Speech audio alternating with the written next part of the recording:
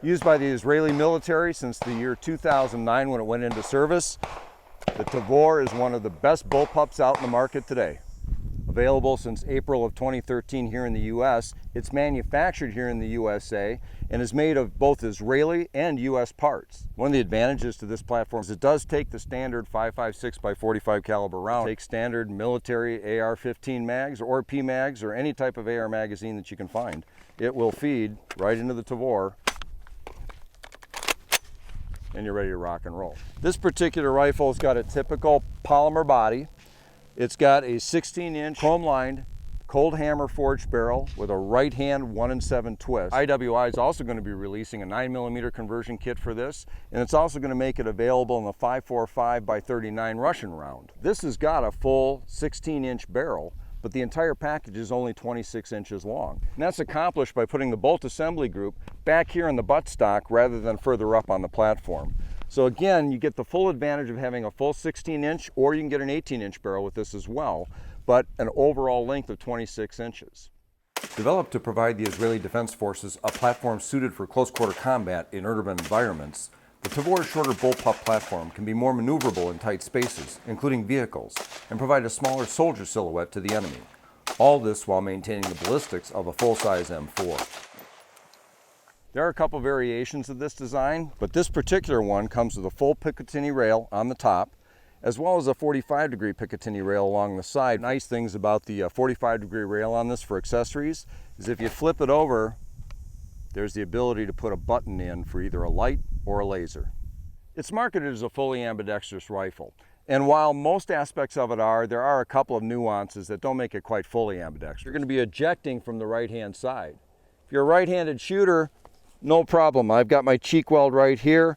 The rounds are hitting this deflector and they're either moving out to the side or out to the front depending on whether you're using a 5.56 or 2.23. A left-handed shooter stance, get your cheek down, but now you'll notice the rounds may or may not hit this deflector and come up and get your cheek or go out to the front. You can buy a left-handed bolt kit, and you can see on the rifle here, you're able to take this plug out and swap it over from a right hand to a left hand ejecting. So you can make it a true left-handed bullpup. The charging handle can be swapped over to the other side as well, switching it from right to left-handed if you wish. So let's talk about the aspects of the rifle that are fairly ambidextrous. Your bolt release is right back here.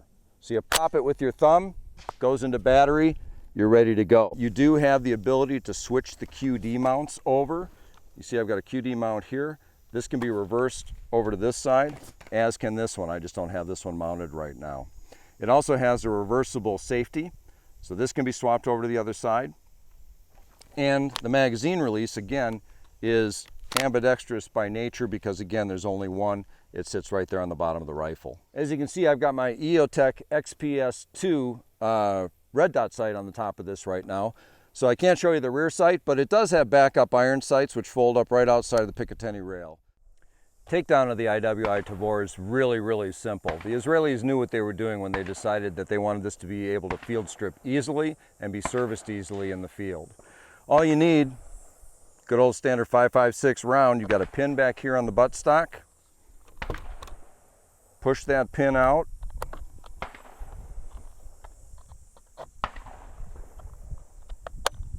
Trying to do this for the camera, sorry about that. Drop the buttstock. The entire bolt assembly group comes out. Next step, there are two pins to take the trigger pack out. Push these two pins out.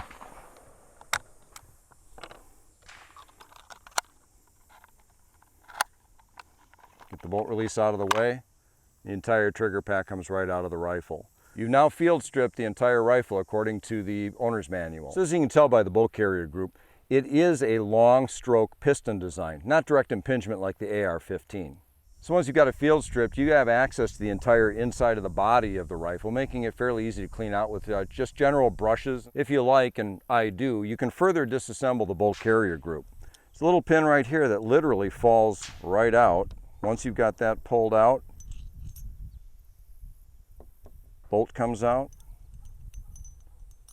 and the firing pin comes out.